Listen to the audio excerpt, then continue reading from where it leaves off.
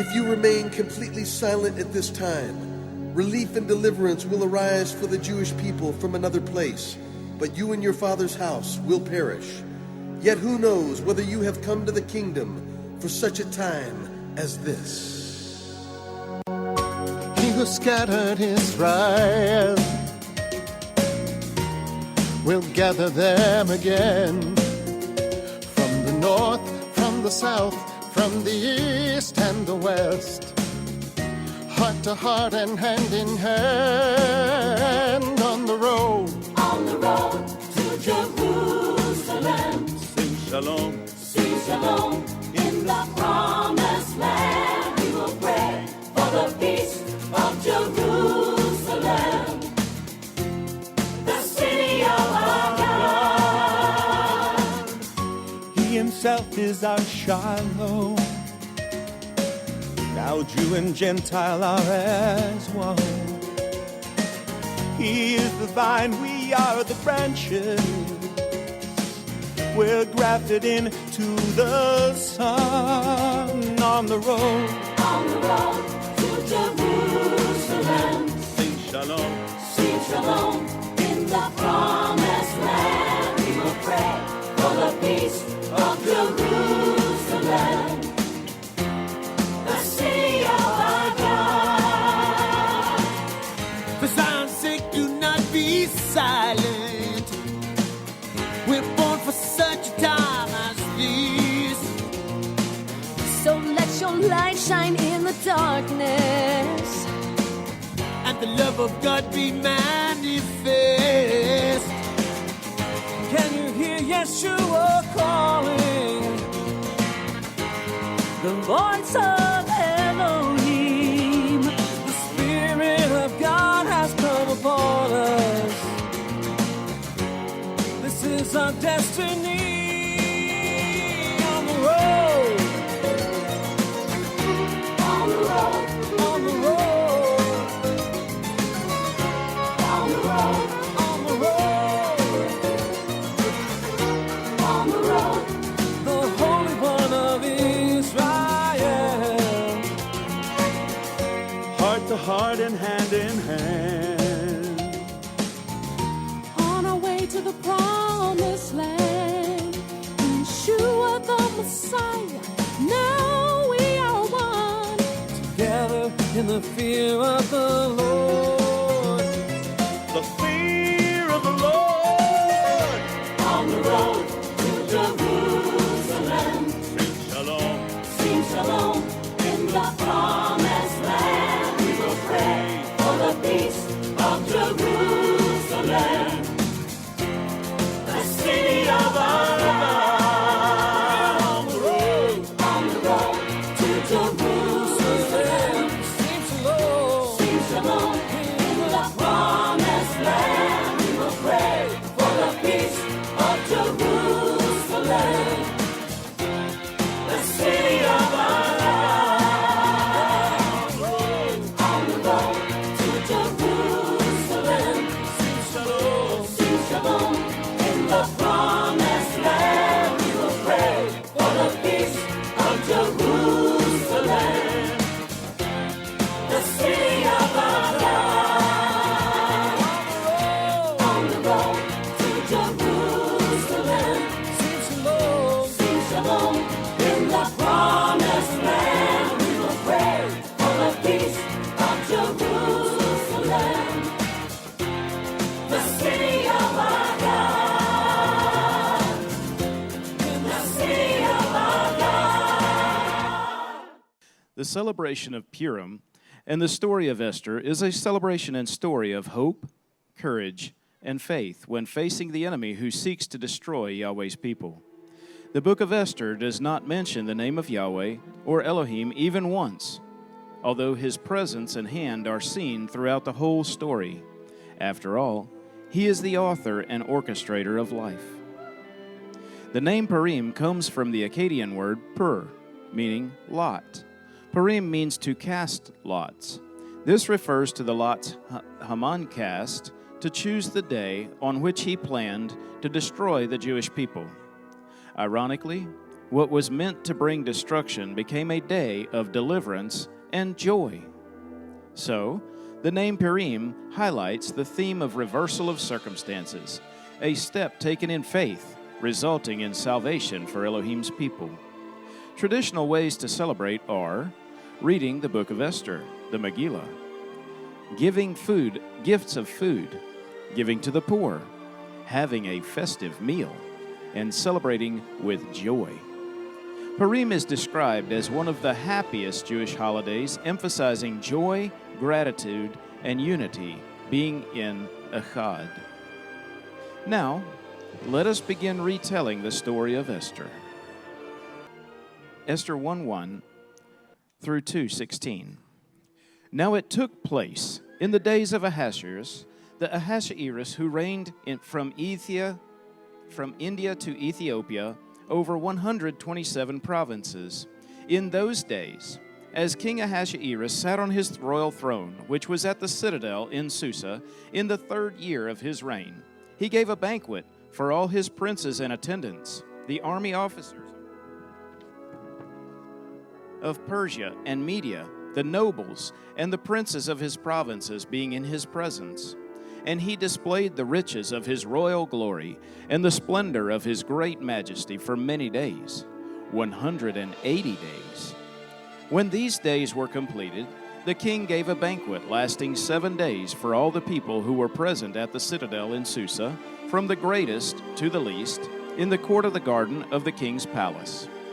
There were hangings of fine white and violet linen held by cords of fine purple linen on silver rings and marble columns, and couches of gold and silver on a mosaic pavement of porphyry, marble, mother of pearl, and precious stones. Drinks were served in golden vessels of various kinds, and the royal wine was plentiful, according to the king's bounty. The drinking was done in according to the law. There was no compulsion. For so the king had given orders for each official of his household that he should do according to the desires of each person. Queen Vashti also gave a banquet for the women in the palace, which belonged to King Ahasuerus. On the 7th day, when the heart of the king was merry with wine, he commanded the 7 eunuchs who served in the presence of King Ahasuerus to bring Queen Vashti before the king with her royal crown, in order to display her beauty to the people and the princes, for she was beautiful. But Queen Vashti refused to come at the king's command delivered by the eunuchs. Then the king became very angry, and his wrath burned within him.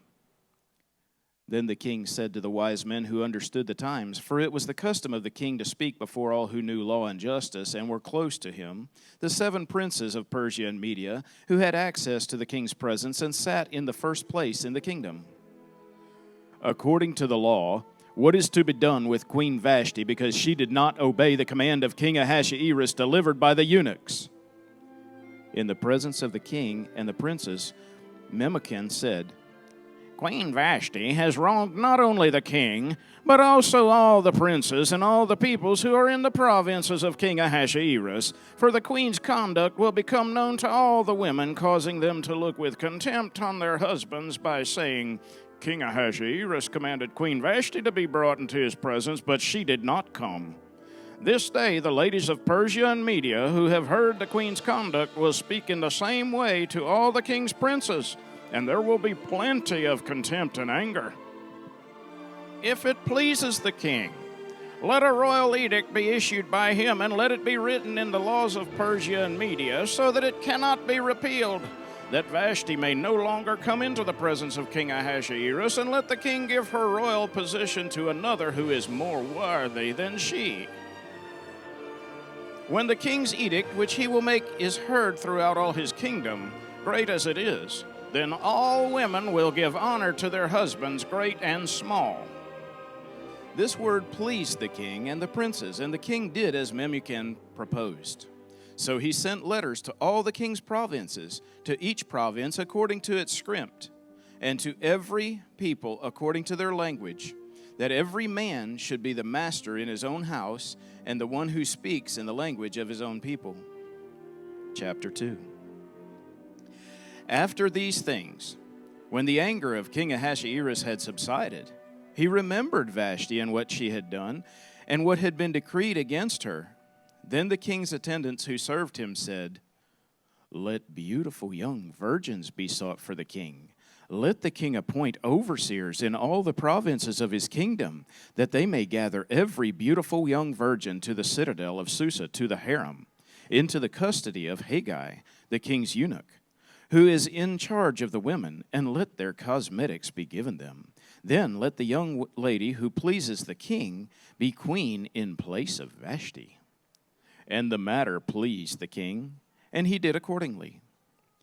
Now there was at the citadel in Susa a Jew whose name was Mordecai, the son of Jair, the son of Shimei, the son of Kish, a Benjamite, who had been taken into exile from Jerusalem with the captives who had been exiled with Jeconiah, the king of Judah, whom Nebuchadnezzar, the king of Babylon, had exiled.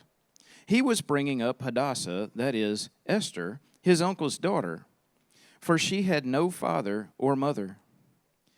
Now the young lady was beautiful of form and face, and when her father and her mother died, Mordecai took her as his own daughter. So it came about, when the command and decree of the king were heard, and many young ladies were gathered to the citadel of Susa into the custody of Haggai, that Esther was taken to the king's palace into the custody of Haggai, who was in charge of the women. Now the young lady pleased him and found favor with him. So he quickly provided her with cosmetics and food, gave her 7 choice maids from the king's palace, and transferred her and her maids to the best place in the harem. Esther did not make known her people or her kindred, for Mordecai had instructed her that she should not make them known. Every day Mordecai walked back and forth in front of the court of the harem to learn how Esther was and how she fared. Now when the turn of each young lady came to go in to King Ahasuerus, after the end of her 12 months under the regulations for the women, for the days of their beautification were completed as follows: 6 months with oil of myrrh, and 6 months with spices and the cosmetics for women. The young lady would go into the king in this way. Anything that she desired was given her to take with her from the harem to the king's palace. She would not go again into the king unless the king delighted in her, and she was summoned by name. Now when the turn of Esther, the daughter of Abihail, the uncle of Mordecai, who had taken her as his daughter, came to go into the king, she did not request anything except what Haggai, the king's eunuch who was in charge of the women, advised. And Esther found favor in the eyes of all who saw her. So Esther was taken to King Ahasuerus to his royal palace in the 10th month, which is the month Tebet, in the 7th year of his reign. And Esther became the king's beloved.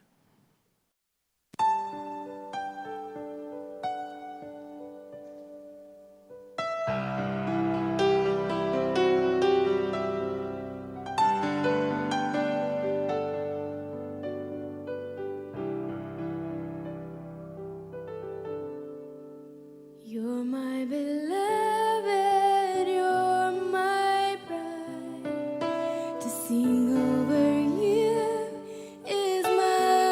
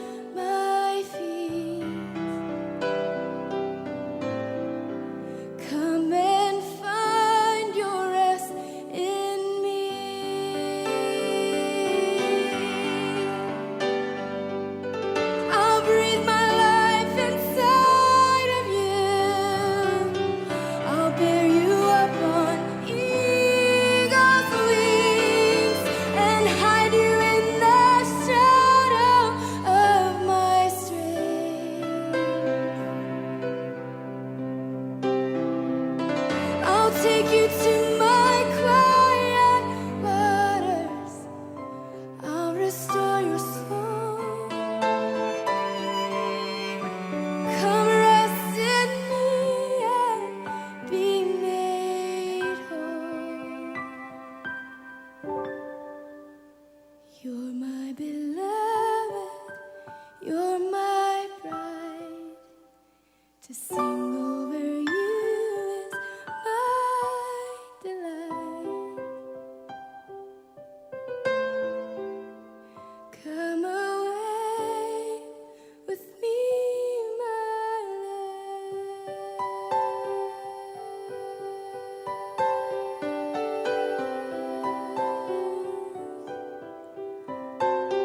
Come away with me, my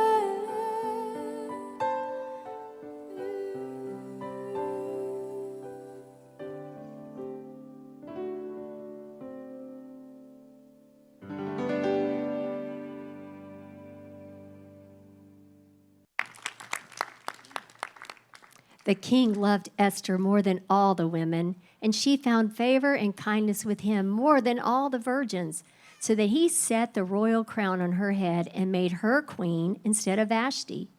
Then the king gave a great banquet, Esther's banquet, for all his princes and his servants. He also made a holiday for the provinces and gave gifts according to the king's bounty. Yahweh poured out his favor upon Esther that she would please the king and become his wife. That someone in power would eventually be the vessel of salvation for his people. Although being queen and becoming a symbol of hope is never easy, there is a strength the Father will provide for his purpose, though Esther would not know this until further in the story. The king and Esther would celebrate in the meantime and make their wedding banquet a holiday and celebration for his provinces.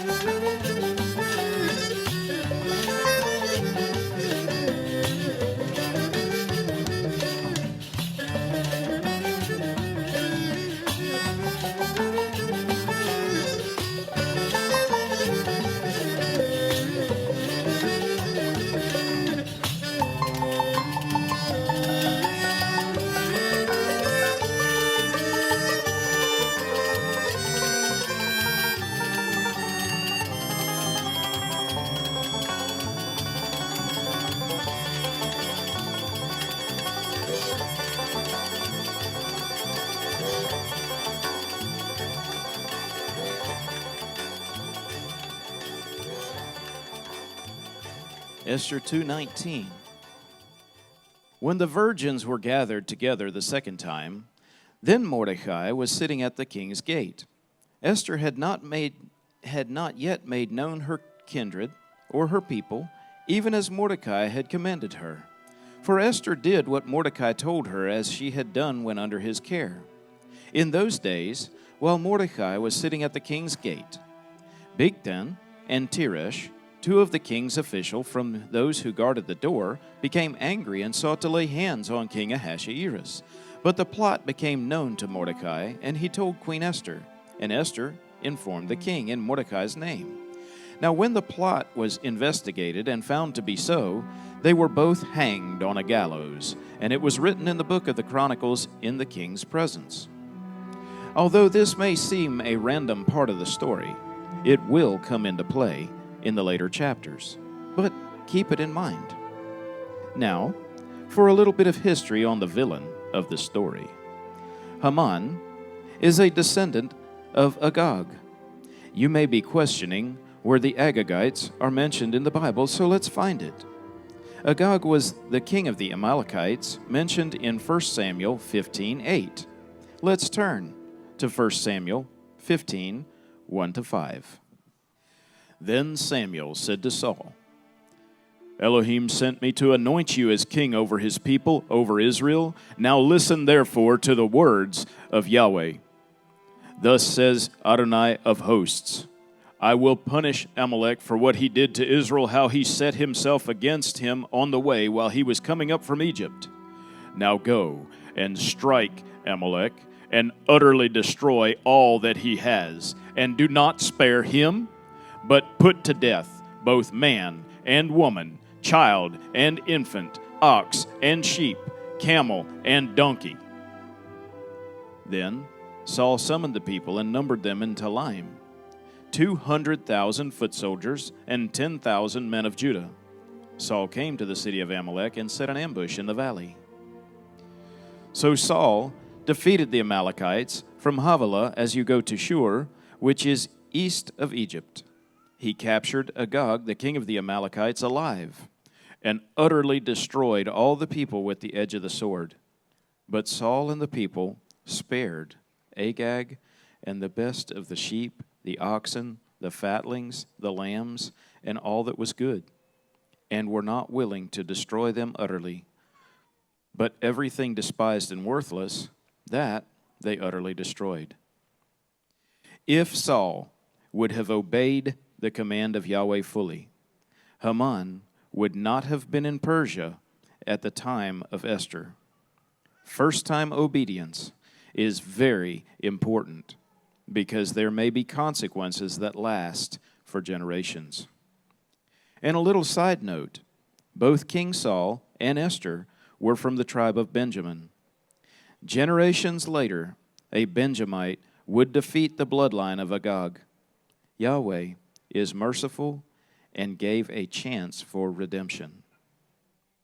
And now, back to Esther. Let's read chapter 3.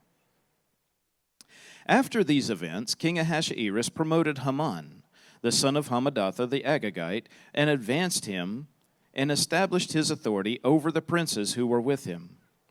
All the king's servants who were at the king's gate bowed down and paid homage to Haman, for so the king had commanded concerning him. But Mordecai neither bowed down nor paid homage. When the king's servants who were at the king's gate said to Mordecai, Why are you transgressing the king's command? Now it was, when they had spoken daily to him and he would not listen to them, that they told Haman to see whether Mordecai's reason would stand, for he had told them that he was a Jew. When Haman saw that Mordecai neither bowed down nor paid homage to him, Haman was filled with rage. But he disdained to lay hands on Mordecai alone, for they had told him who the people of Mordecai were. Therefore, Haman sought to destroy all the Jews, the people of Mordecai, who were throughout the whole kingdom of Ahasuerus. In the first month, which is the month Nisan, in the 12th year of King Ahasuerus, that is the lot, was cast before Haman from day to day and from month to month, until the 12th month, that is, the month Adar. Then Haman said to King Ahasuerus, "There is a certain people scattered and dispersed among the peoples in all the provinces of your kingdom. Their laws are different from those of all other people, and they do not observe the king's laws, so it is not in the king's interest to let them remain. If it is pleasing to the king, let it be decreed that they be destroyed. And I will pay 10,000 talents of silver into the hands of those who carry on the king's business, to put into the king's treasuries." Then the king took his signet ring from his hand and gave it to Haman, the son of Hammedatha the Agagite, the enemy of the Jews. The king said to Haman, "The silver is yours, and the people are also, to do with them as you please." Then the king's scribes were summoned on the 13th day of the first month, and it was written, just as Haman commanded, to the king's satraps, to the governors who were over each province, and to the princes of each people, each province according to its script, each people according to its language, being written in the name of King Ahasuerus and sealed with the king's signet ring. Letters were sent by couriers to all the king's provinces to destroy, to kill, and to annihilate all the Jews, both young and old, women and children, in one day, the 13th day of the 12th month, which is the month Adar, and to seize their possessions as plunder. A copy of the edict, to be issued as law in every province, was published to all the peoples, so that they should be ready for this day. The couriers went out, impelled by the king's command, while the decree was issued at the citadel in Susa, and while the king and Haman sat down to drink, the city of Susa was in confusion. Chapter 4. When Mordecai learned all that had been done, he tore his clothes, put on sackcloth and ashes, and went out into the midst of the city, and wailed loudly and bitterly. He went as far as the king's gate, for no one was to enter the king's gate clothed in sackcloth. In each and every province where the command and decree of the king came, there was great mourning among the Jews, with fasting, weeping, and wailing. And many lay on sackcloth and ashes. Then Esther's maidens and her eunuchs came and told her, and the queen writhed in great anguish. And she sent garments to clothe Mordecai, that he might remove his sackcloth from him, but he did not accept them. Then Esther summoned Hatach from the king's eunuchs, whom the king had appointed to attend her, and ordered him to go to Mordecai to learn what this was and why it was. So Hatach went out to Mordecai to the city square in front of the king's gate. Mordecai told him all that had happened to him, and the exact amount of money that Haman had promised to pay to the king's treasuries for the destruction of the Jews. He also gave him a copy of the text of the edict which had been issued in Susa for their destruction, that he might show Esther and inform her, and to order her to go in to the king to implore his favor and to plead with him for her people. Hatach came back and related Mordecai's words to Esther. Then Esther spoke to Hatach and ordered him to reply to Mordecai, "All the king's servants and the people of the king's provinces know that for any man or woman who comes to the king, to the inner court, who is not summoned, he has but one law, that he be put to death, unless the king holds out to him the golden scepter so that he may live. And I have not been summoned to come to the king for these 30 days. They related Esther's words to Mordecai. Then Mordecai told them to reply to Esther, "Do not imagine that you in the king's palace can escape any more than all the Jews." Chapter 4. If you remain silent at this time, relief and deliverance will arise from the Jews from another place, and you and your father's house will perish. And who knows whether or not you have attained to royalty for such a time as this.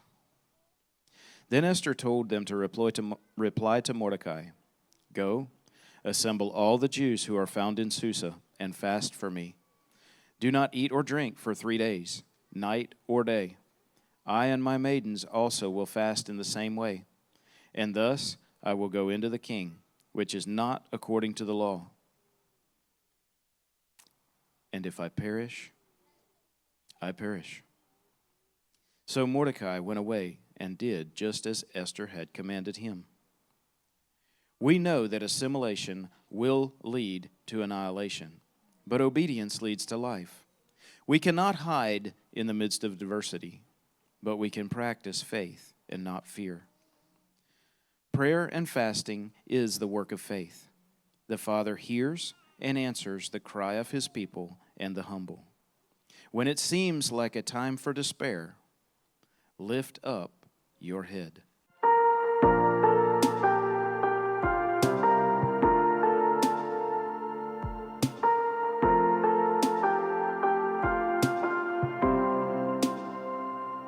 If you have been losing sight of the sun, if you ever feel your path is undone,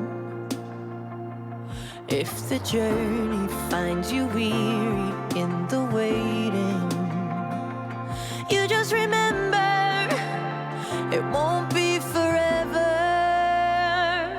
Oh, lift your head up.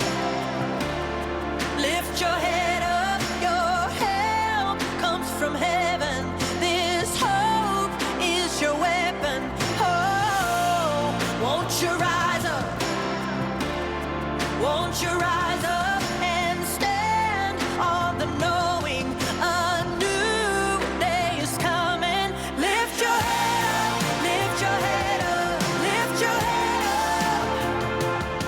Lift your head up, lift your head up, lift your head up. If you have been wrestling with your peace, if you ever feel it hard to believe, you can find the strength to stand inside his promise. And you just remember, he's here forever. Yeah, lift your head up, lift your head up, your help comes from heaven. This hope is your weapon. Oh, won't you rise up? Won't you rise up and stand on the knowing a new day is coming? Lift your head up, lift your head up, lift your head up. Lift your head up, lift your head up, lift your head up. Hope, call it up, call it out. Peace over fear, over doubt. Joy springing up like a well, rushing over you. Hope, call it up, call it out. Peace over fear, over doubt. Joy springing up like a well, rushing over you. Oh, call it up, call it out. Peace over fear, over doubt. Joy springing up like a well, rushing over you. Lift your head up, lift your head up, lift your head up. Your help comes from heaven. This hope is your weapon. Oh, won't you rise up? Rise up. Won't you rise up and stand on the knowing a new day is coming? Lift your head up, lift your head up, lift your head up, lift your head up, lift your head up, lift your head up, lift your head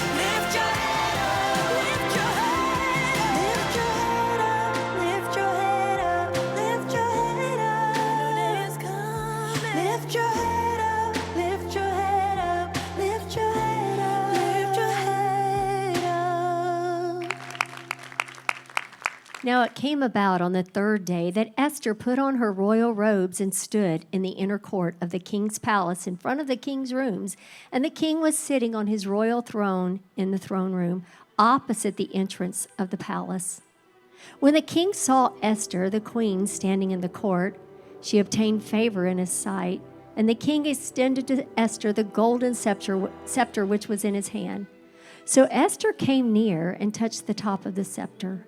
Then the king said to her, "What is troubling you, Queen Esther? And what is your request? Even to half of the kingdom it shall be given to you." Esther said, "If it pleases the king, may the king and Haman come this day to the banquet that I have prepared for him." Then the king said, "Bring Haman quickly, that we may do as Esther desires." So the king and Haman came to the banquet which Esther had prepared.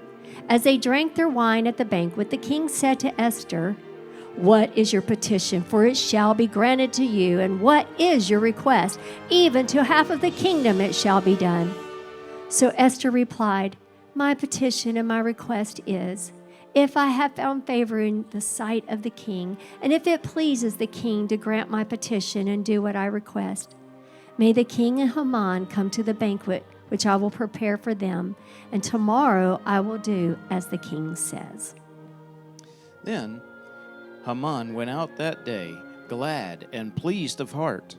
But when Haman saw Mordecai in the king's gate, and that he did not stand up or tremble before him, Haman was filled with anger against Mordecai. Haman controlled himself, however, went to his house, and sent for his friends and his wife Zeresh. Then Haman recounted to them the glory of his riches, and the number of his sons, and every instance where the king had magnified him, and how he had promoted him above all the princes and the servants of the king. Haman also said, "Even Esther the queen, let no one but me come with the king to the banquet which she had prepared. And tomorrow also I am invited by her with the king. Yet all of this does not satisfy me. Every time I see Mordecai the Jew sitting at the king's gate." Then Zeresh, his wife, and all of his friends said to him, "Have a gallows 50 cubits high made, and in the morning ask the king to have Mordecai hanged on it. Then go joyfully with the king to the banquet." And the advice pleased Haman, so he had the gallows made. Proverbs 16:18 says this, "Pride goes before destruction, and a haughty spirit before stumbling."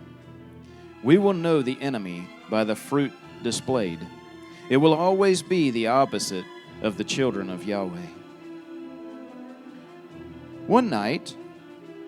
That night, King Xerxes couldn't sleep. So he had others read him the chronicles of the kings, and he realized that he had never rewarded Mordecai with honor for saving his life. Esther 6:6. And the king said to him, "What is to be done for the man whom the king desires to honor?" And Haman thought within himself, "Who would the king desire to honor more than me?"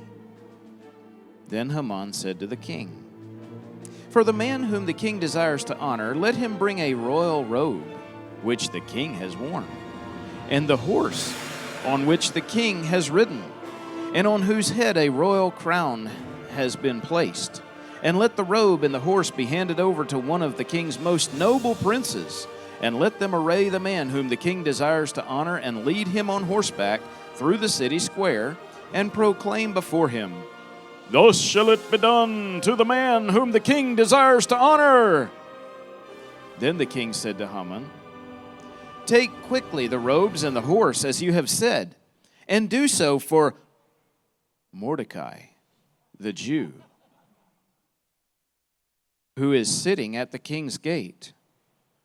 Do not fall short in anything of all you have said." So Haman took the robe and the horse and arrayed Mordecai and led him on horseback through the city square and proclaimed before him, "Thus shall it be done to the man. Thus shall it be done. Thus shall it be done to the man whom the king desires to honor. Thus shall it be done to the man whom the king desires to honor." Then Mordecai returned to the king's gate, but Haman hurried home, mourning and with his head covered. Haman recounted to Zeresh, his wife, and all his friends everything that had happened to him. Then his wise men and Zeresh, his wife, said to him, "If Mordecai, before whom you have begun to fall, is of Jewish origin, you will not overcome him, but will surely fall before him." And while they were still talking with him, the king's eunuchs arrived and hastily brought Haman to the banquet which Esther had prepared. Esther 7:1. Now the king and Haman came to drink wine with Esther the queen. And the king said to Esther on the second day also, as they drank their wine at the banquet, "What is your petition, Queen Esther? It shall be granted you. And what is your request? Even to half the kingdom it shall be done." Then Queen Esther replied, "If I have found favor in your sight, O king, and if it pleases the king, let my life be given to me as my petition, and my people as my request. For we have been sold, I and my people, to be destroyed, to be killed, and to be annihilated. Now, if we had only been sold as slaves, men and women, I would have remained silent, for the trouble would not commensurate with the annoyance to the king."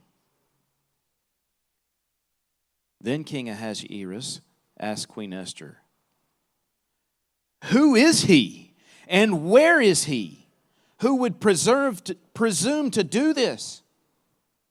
Esther said, "A foe and an enemy is this wicked Haman." Then Haman became terrified before the king and queen. The king arose in his anger from drinking wine and went into the palace garden. But Haman stayed to beg for his life from Queen Esther, for he saw that harm had been determined against him by the king. Now when the king returned from the palace garden into the place where they were drinking wine, Haman was falling on the couch where Esther was. And the king said, "Will he even assault the queen with me in the house?" And as the word went out of the king's mouth, they covered Haman's face. Then Harbona, one of the eunuchs who were before the king, said, "Behold, indeed, the gallows standing at Haman's house, 50 cubits high, which Haman made for Mordecai, who spoke good on behalf of the king." And the king said, "Hang him on it." So they hanged Haman on the gallows which he had prepared for Mordecai, and the king's anger subsided. There is a war that was and is being waged against the children of Elohim's heritage. We may not see it physically, but it remains nonetheless.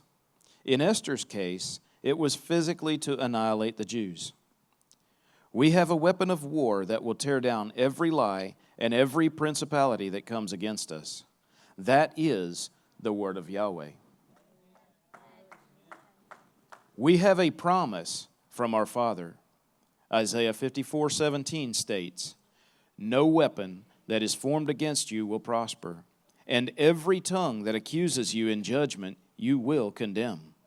This is the heritage of the servants of Adonai, and their vindication is from me, declares Yahweh."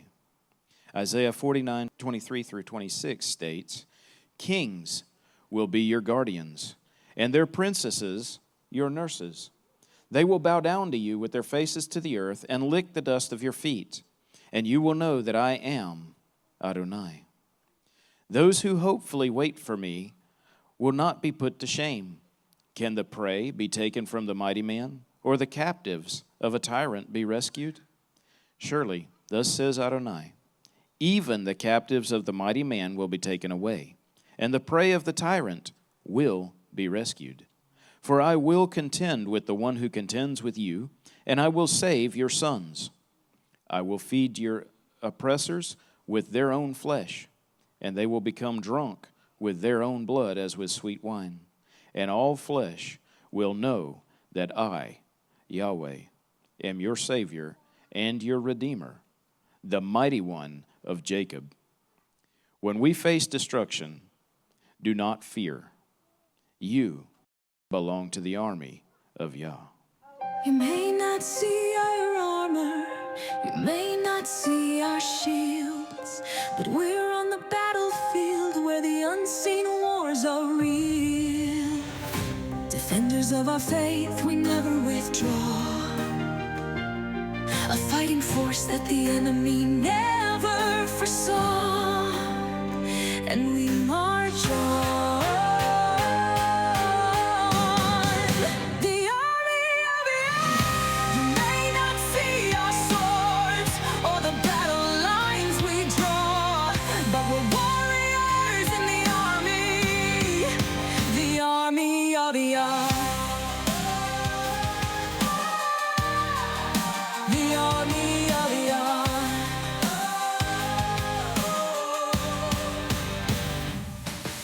United, undivided, we fight as one.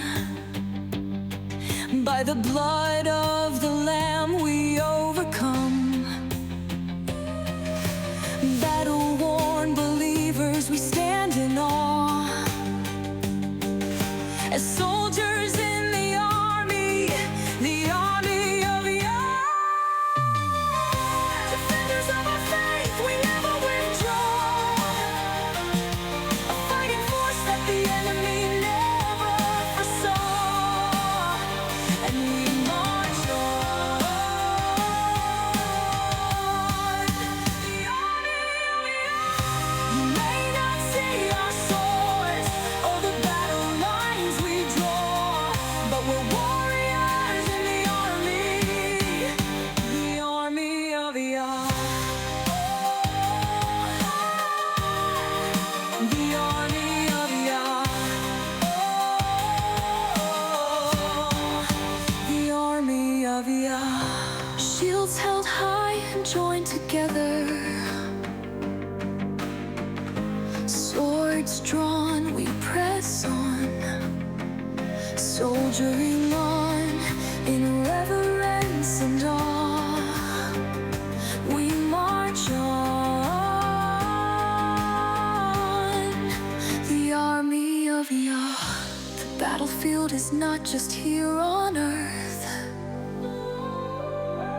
but is also in heaven above. Still no weapon forged against us can ever stand against the power of His love. You may not see our armor, you may not see our shields, but we're on the battlefield where the unseen wars are real. You may not see our armor, you may not see our shields, but we're on the battlefield where the unseen wars are real. So we march on. The army of Yah. The army of Yah. His truth is marching on.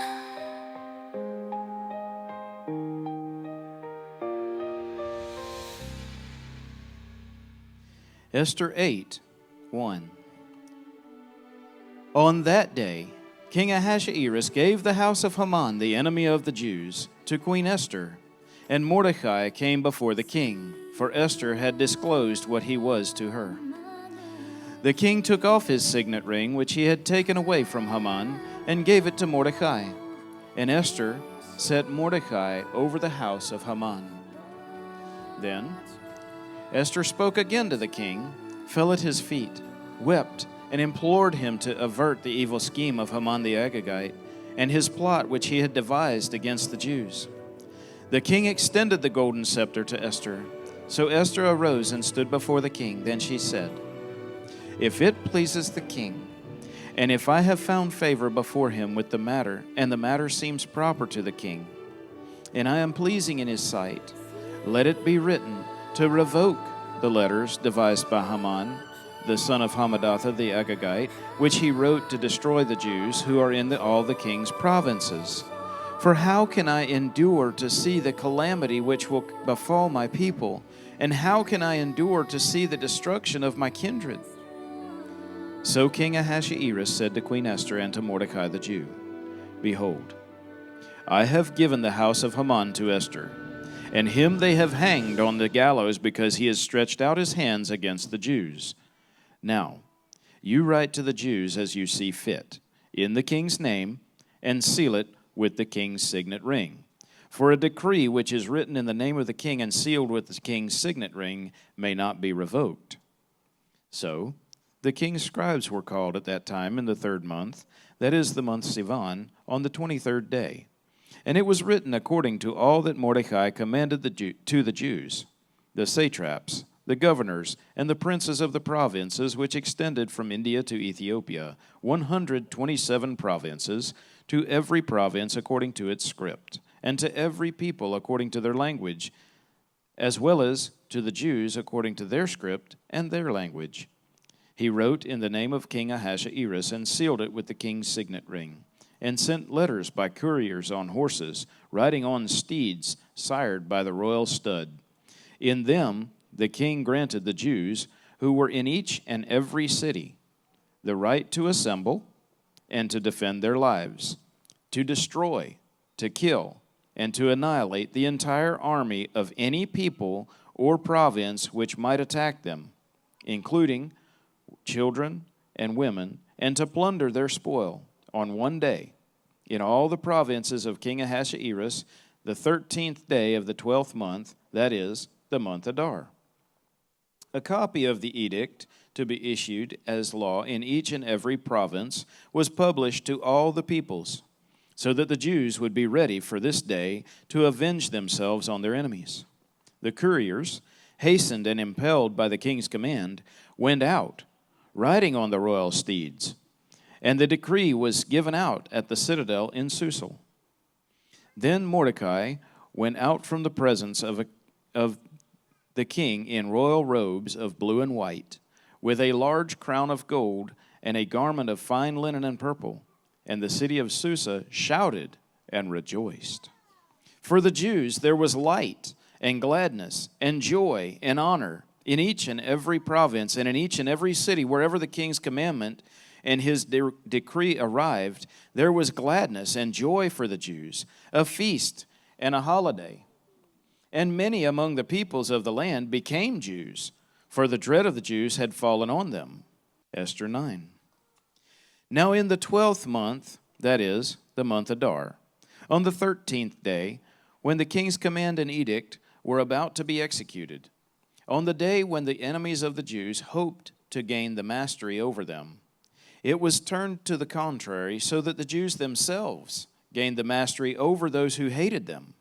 The Jews assembled in their cities throughout all the provinces of King Ahasuerus to lay hands on those who sought their harm.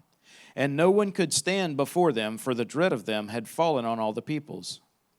Even all the provinces of the provinces, the satraps, the governors, and those who were doing the king's business assisted the Jews, because the dread of Mordecai had fallen on them.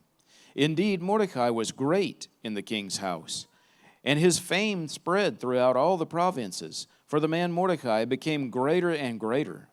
Thus the Jews struck all their enemies with the sword, killing and destroying, and they did what they pleased to those who hated them. At the citadel in Susa, the Jews killed and destroyed 500 men, and the 10 sons of Haman, the son of Hammedatha, the Jews' enemy, but they did not lay their hands on the plunder. The Jews who were in Susa assembled on the 13th and the 14th of the same month, and they rested on the 15th day, and made it a day of feasting and rejoicing. Therefore, the Jews of the rural areas who live in the rural towns make the 14th day of the month Adar a holiday for rejoicing and feasting and sending portions of food to one another. Then Mordecai recorded these events, and he sent letters to all the Jews who were in the provinces of King Ahasuerus, both near and far, obliging them to celebrate the 14th day of the month of Adar and the 15th day of the same month annually, because on those days the Jews rid themselves of their enemies, and it was a month which was turned for them from sorrow and into gladness, and from mourning into a holiday, that they should make them days of feasting and rejoicing, and sending portions of food to one another and gifts to the poor. Thus the Jews undertook what they had started to do, and what Mordecai had written to them. For Haman the son of Hammedatha the Agagite, the adversary of all the Jews, had schemed against the Jews to destroy them, and had cast Pur, that is the lot, to disturb them and to destroy them. But when it came to the king's attention, he commanded by letter that his wicked scheme, which he had devised against the Jews, should return on his own head, and that he and his sons should be hanged on the gallows. Therefore they called these days Purim, after the name of Pur. And because of the instructions in this letter, both what they had seen in this regard and what had happened to them, the Jews established and made a custom for themselves and for their descendants and for those who allied themselves with them, so that they would not fail to celebrate these 2 days according to their regulation and according to their appointed time annually. So these days were to be remembered and celebrated throughout every generation, every family, every province, and every city. And these days of Purim were not to fail from among the Jews, or their memory to fade from their descendants. Then Queen Esther, the daughter of Abihail, with Mordecai the Jew, wrote with full authority to confirm this second letter about Purim. He sent letters to all the Jews to the 127 provinces of the kingdom of Ahasuerus, namely words of peace and truth, to establish these days of Purim at their appointed times, just as Mordecai the Jew and Queen Esther had established for them, and just as they had established for themselves and for their descendants, with instructions for their times of fasting and their lamentations. The command of Esther established these customs for Purim, and it was written in the book. Esther 10. Now King Xerxes laid a tribute on the land and on the coastlands of the sea, and all accomplishments of his authority and strength, and the full account of the greatness of Mordecai, to which the king advanced him, are they not written in the book of the Chronicles of the kings of Media and Persia? For Mordecai the Jew was second only to King Ahasuerus, and great among the Jews, and in favor with his many kinsmen, one who sought the good of his people, and one who spoke for the welfare of his whole nation. And in conclusion, we understand what the enemy intends for evil, the Father will use and reverse. He brings redemption and reversal of the curse created by sin. We are more than conquerors through Yeshua, our Savior, and in Him we will overcome evil.